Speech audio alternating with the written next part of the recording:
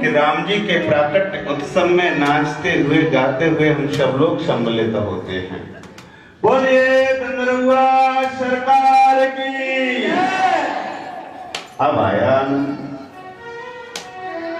अतुलित बलधामम है मुशैलाभो देहम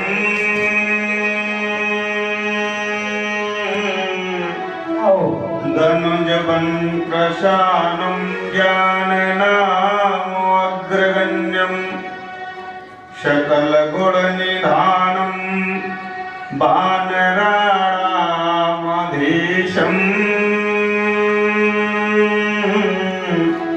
रघुपति प्रिय भक्तं वातजातं नमामि। अपने अपने घर के सब काहू को पीर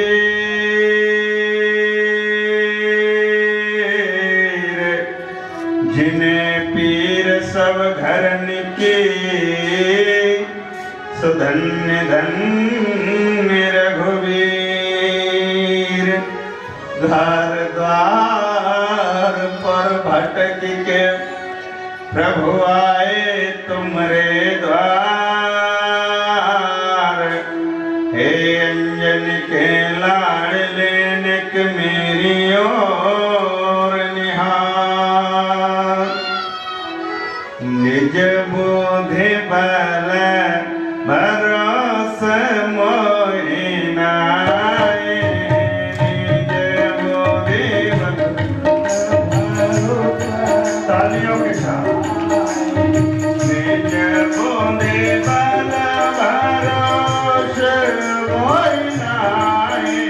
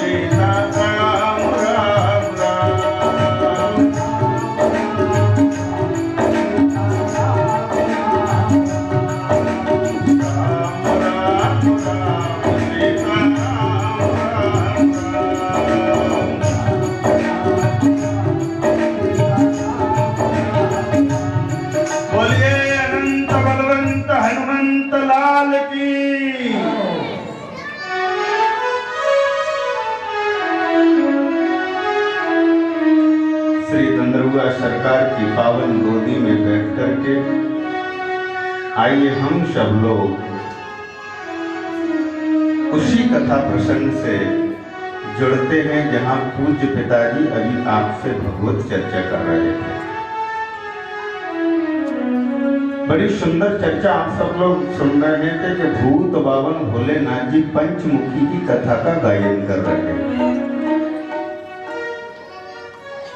अच्छा, ये मानव शरीर भी 5 तत्वों से निर्मित है, इसलिए यह कथा 5 मुखों से गाई गई है। पंचमुखी कथा किसकी है? प्रताप भानु की। गोस्वामी जी महाराज कहते हैं कि विश्व विदित के कई देशों में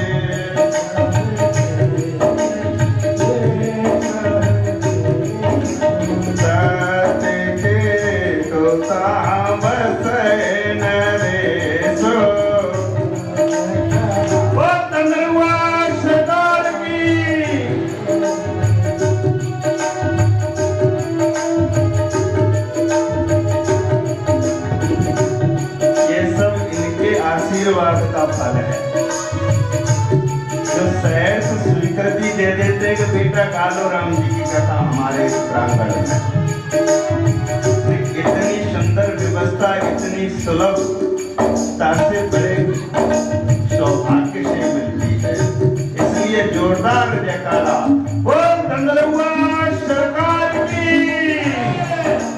देश विदित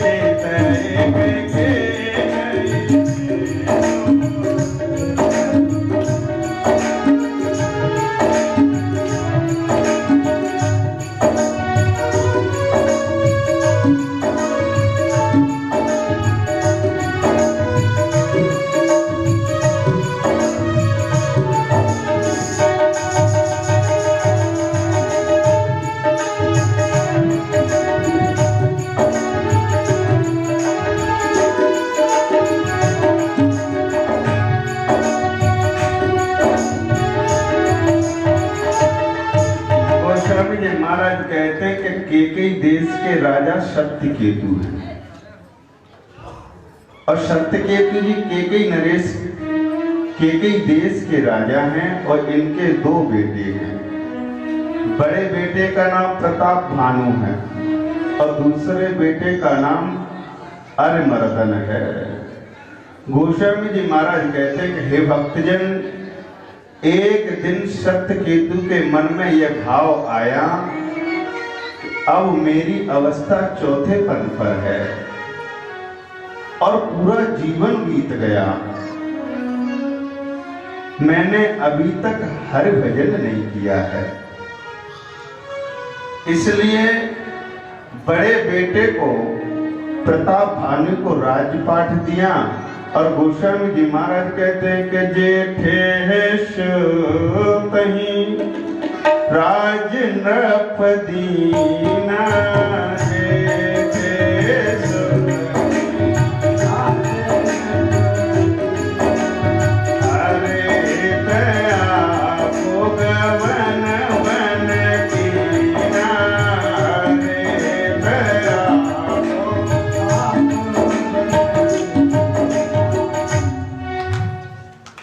अगर घर छोड़ना पड़े तो किसके लिए छोड़ना चाहिए?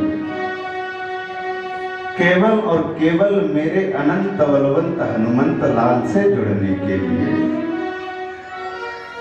एक ही भाव केवल राजा के मन में आया कि पूरा जीवन हो गया, मुझे इस भवसागर में अपने कर्तव्य निष्ठता को पालन करते करते अब तो मेरे आगे का मार्ग सुगमता से उस परम ब्रह्म से जुड़ जाए। इसलिए बड़े बेटे को राज्य दिया और एक ही भाव है कि चली जा रही है उम्र धीरे धीरे,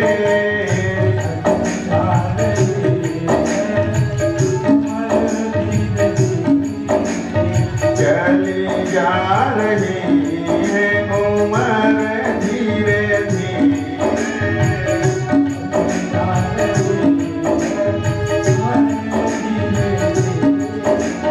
चली जा रही है उम्र धीरे धीरे, चली जा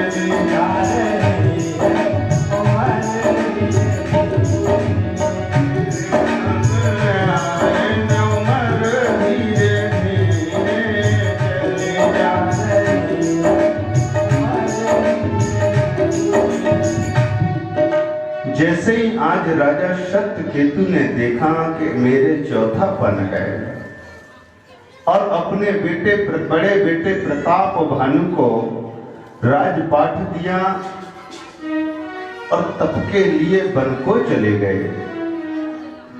गोस्वामी जी महाराज कहते हैं कि हे भक्तजन, धर्मरुचि नाम का मंत्री था प्रताप भानु का, जो शुक्राचार्य के समान बुद्धि में तेज था। बड़ी प्रतापी सेना थी सत्य प्रताप भानु के पास, और जैसे ही प्रताप भानु को राजा बनाया गया, समस्त भूमंडल पर केवल एक ही राजा था, वो प्रताप भानु था। समस्त द्वीपों पर प्रताप भानु का अधिकार हो गया। एक दिन की बात है कि प्रताप भानु शिकार खेलने के लिए गए, और जब ये प्रताप भानु शिकार के लिए वन में गए तो गोस्वामी जी महाराज कहते कि इनको एक बराह दिखा, और उसके पीछे ये अपने घोड़े पर सवार होकर उसका पीछा तब तक किया कि इनके जितने सहयोगी थे वो भी इनसे पीछे छूट गए। और जैसे ही सहयोगी पीछे छूटे तो गोस्वामी जी महाराज कहते हैं कि राजा अपने अभिमान में इतने चूर हैं कि उस सुगर का पीछा नहीं छूट रहे। और यहां पर प्रताप भानु को अति अकेले लिखा। इस जीवन में अति अकेल कौन है? अति अकेल बन विपुन कलेशो, तदपि न मृग मगत जय नरेशु। देखो, आप सब लोग, हम सब लोग अकेले हैं। वो बात अलग है कि हम लोग मानते नहीं हैं, क्योंकि हम सब लोगों ने इस भवसागर के जीवों को अपना सहयोगी समझ लिया है। साधारण तौर पर तो हर मनुष्य अकेला है, और अति अकेल कौन है? अति अकेल अभिमानी जीव है। आज अपने अभिमान के कारण प्रताप भानु अति अकेल है।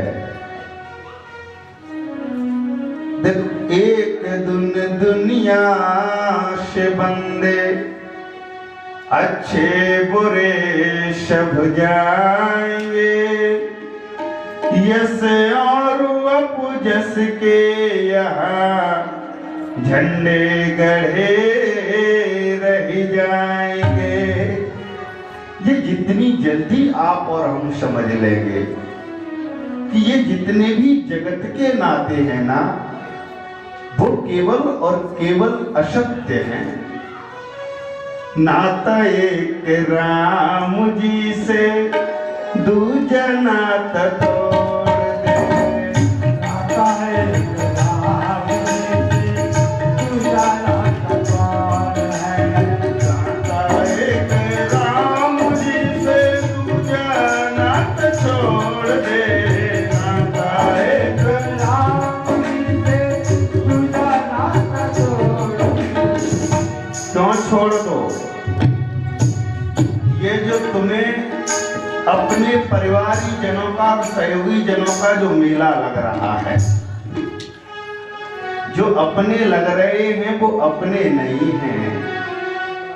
ये तो केवल और केवल स्वार्थ के नाते हैं।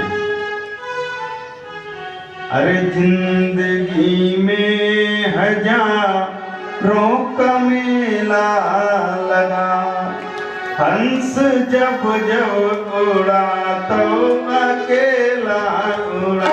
जिंदगी में हजारों मेला लगा, हंस जब जब उड़ा तब अकेला उड़ा। जिंदगी में हजारों का मेला लगा, हंस जब जब उड़ा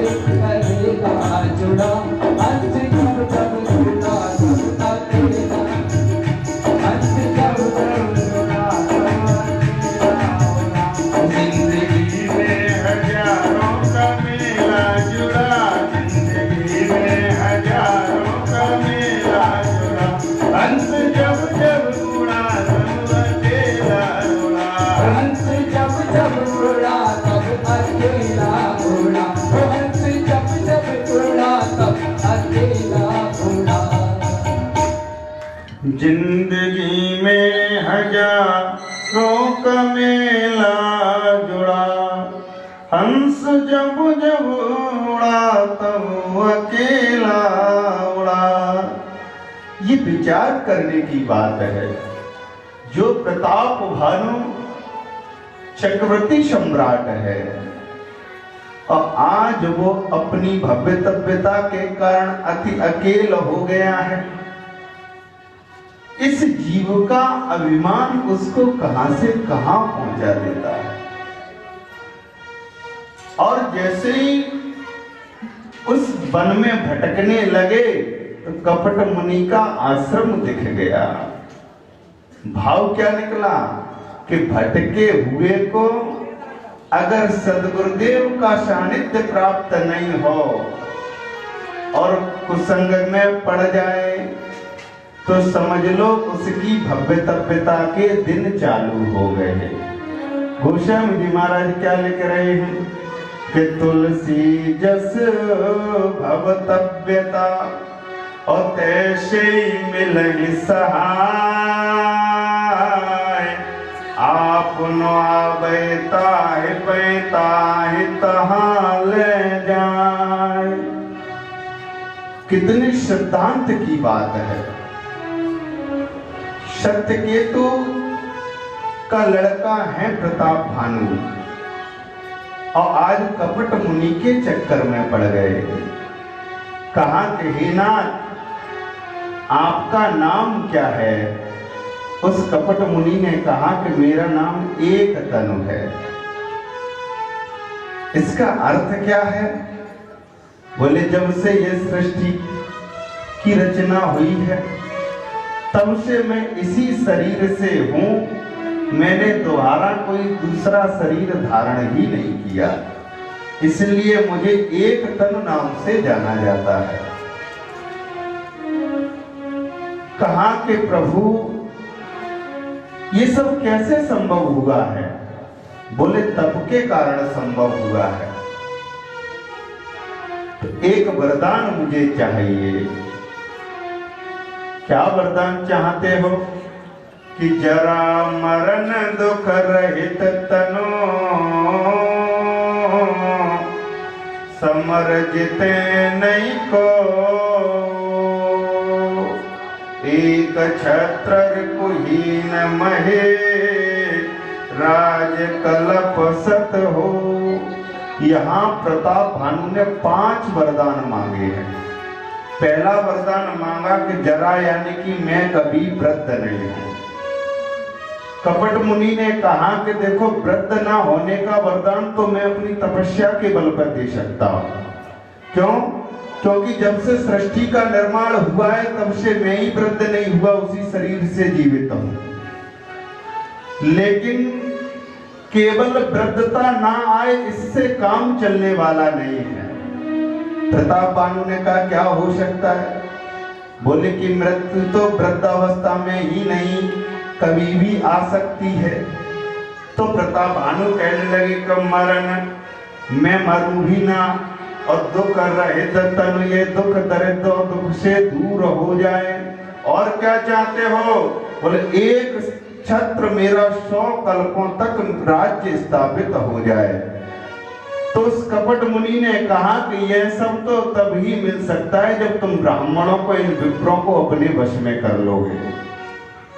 कहा कि हे राजन तुमको 1 वर्ष तक प्रतिदिन 1 लाख ब्राह्मणों का कुटुंब सहित भोजन प्रसादी जिमानी पड़ेगी।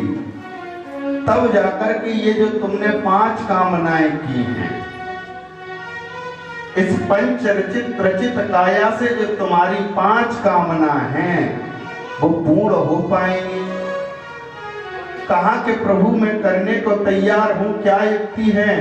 तो पूरी युक्ति बताई कि कुछ दिन बाद आज से ठीक तीसरे दिन मैं तुम्हारे पुरोहित का रूप बना के आऊंगा और मैं स्वयं व्यंजन बनाऊंगा, रसोई का निर्माण करूंगा। तुम समस्त ब्राह्मणों का निमंत्रण करना और कुटुंब सहित प्रतिदिन 1 वर्ष तक 1 लाख ब्राह्मणों को भोजन कराना है। राजा तो सो गया और जो सुअर बना था कालकेतु नाम का राक्षस था, वो तुरंत उस कपट मुनि के पास पहुंचा, पूरी युक्ति का निर्माण किया और कालकेतु नाम के उस राक्षस ने प्रताप भानु को सोते हुए अवस्था में उनके महल में पहुंचा दिया और घोड़े को अस्तबल में बांध दिया। सुबह से पूर्व वो प्रताप भानु जागृत हुए, ब्रह्म बेला से पहले महल से बाहर आए, उसी घोड़े से दोपहर के समय शाम समय दोबारा महल में प्रवेश किया है। इधर वो कालकेतु नाम का जो राक्षस था वह उनके पुरेत का हरण करके लाता है और एक गुफा में छुपा देता है और स्वयं पुरेत का स्वरूप बना करके तय समय पर राजा के पास पहुंचता है।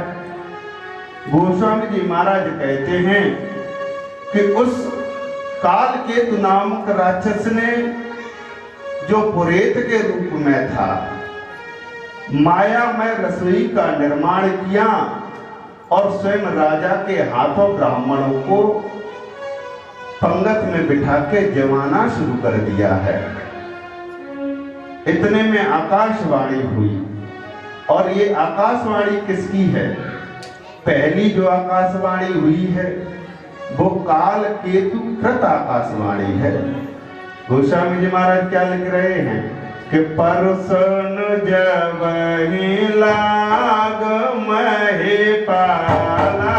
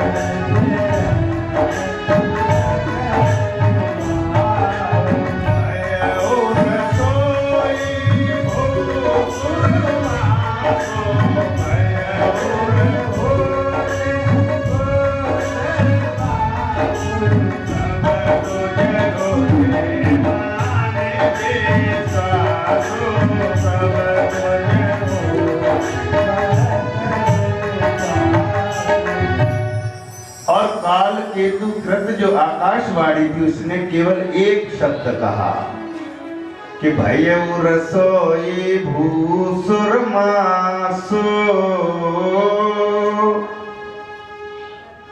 सभी विप्रजन जितने उस पंगत में बैठे हुए थे एकदम से खड़े हो गए और श्राप दे दिया कि अरे प्रताप भानु, तुमने मेरे ब्राह्मणत्व को नष्ट करने का प्रयास किया है, इसलिए जाओ तुम कुटुंब सहित निशाचर हो जाओगे। बोल सियावर रामचंद्र की। अब जैसे ही ब्राह्मणों ने श्राप दिया, अब वो अखिल ब्रह्मांड नायक के द्वारा आकाशवाणी होती है कि विप्रहु श्राप विचारन दीना,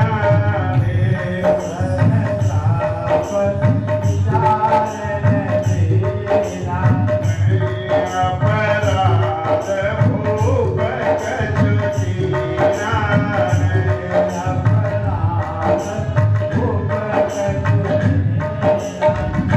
विप्र श्राप विचारन दीना और नहीं अपराध भूप कछुकीना। क्या संदेश छुपा है? जो कार्य बिना विचारे किया जाता है हमेशा वो खुद के लिए दुखदाई हो जाता है। आज जब ब्राह्मणों ने उस मायावी राक्षस की आकाशवाणी के द्वारा विश्वास कर लिया और प्रताप भानु को श्राप दे दिया। अच्छा, गलती किसकी थी? केवल प्रताप भानु की, अगर है भी तो। लेकिन इन्होंने श्राप सबको दिया कि कुटुंब सहित तू निशाचर हो जा, और आज से ठीक 1 वर्ष के अंदर तेरा समस्त राजपाट नष्ट हो जाएगा। गोस्वामी जी महाराज कहते कि समय पाए करके वही प्रताप भानु रावण बनता है, और उसका जो छोटा भाई है वो अरिमर्दन, वो कुंभकर्ण बनता है, और जो मंत्री था जिसकी रुचि धर्म में थी वो विमात्र भ्राता, यानी कि छोटा भाई विमात्र भ्राता बनता है, ककायता भाई बनता है, और उसका नाम विभीषण है। गोस्वामी जी महाराज कहते हैं कि हे भक्तजन, जैसे ही रावण, कुंभकर्ण और विभीषण थोड़े बड़े हुए तो तपस्या करने लगे, और तपस्या जब इन्होंने की तो ब्रह्मा जी ने साथ में शंकर जी को लिया, कहा कि रावण आपका शिष्य है, इसलिए वरदान देने चल रहे हैं, आप स्वयं साथ में चलो। और अंत मति सो गति, प्रताप भानु की अंतिम इच्छा क्या थी कि मैं अजर अमर हो जाऊं, मैं कभी वृद्ध ना हूं। इसलिए रावण ने तपस्या की तो वहीं से मांगना शुरू किया। क्या मांगा ब्रह्मा जी से कि हम काहू के मरहि न मारे, हम काहू के मरहि न मारे, बानर मनुज जाति दोई बारे,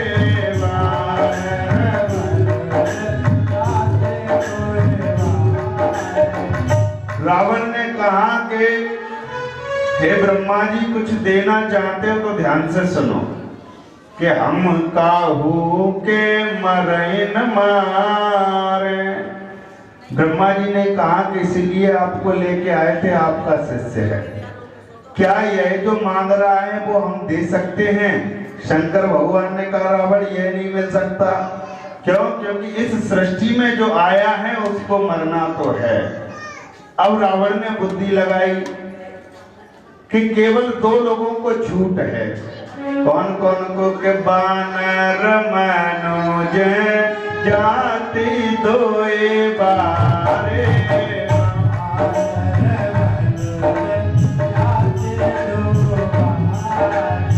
केवल बानर और मनुष्य को छूट है, क्योंकि रावण के अंदर यह भाव है कि ये दोनों मेरा क्या बिगाड़ सकते हैं।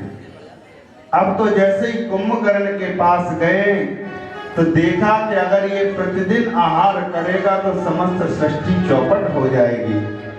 इसलिए उसकी बुद्धि को फिरा, मांगना चाहता था कुछ और मांग कुछ और लिया। कहा कि मुझे तो 6 महीने के लिए निद्रा दे दो, केवल 1 दिन जगूं और फिर 6 महीने के लिए सो जाऊं। कुंभकर्ण को वरदान देने के बाद जैसे ही आज विभीषण के पास पहुंचते हैं, गोस्वामी जी महाराज कहते हैं, संतजन, मेरा विभीषण तो राम जी का अनुरागी है, इसलिए कहा कि हे बेटा वरदान मांग लो। तो विभीषण ने राम जी की भक्ति का वरदान मांगा है। तीनों भाई वरदान लेकर के और चल देते हैं। मैं दानव की पुत्री थी मंदोदरी, मैं दानव की पुत्री थी मंदोदरी। मंदोदरी से विवाह हुआ रावण का, और त्रिकूट पर्वत पर, जो कि ब्रह्मा जी के द्वारा बनाया हुआ दुर्ग था। सीताराम सीताराम सीताराम गाओ रे, सीताराम सीताराम सीताराम गाओ रे, सीताराम सीताराम सीताराम गाओ रे, सीताराम सीताराम सीताराम गाओ रे।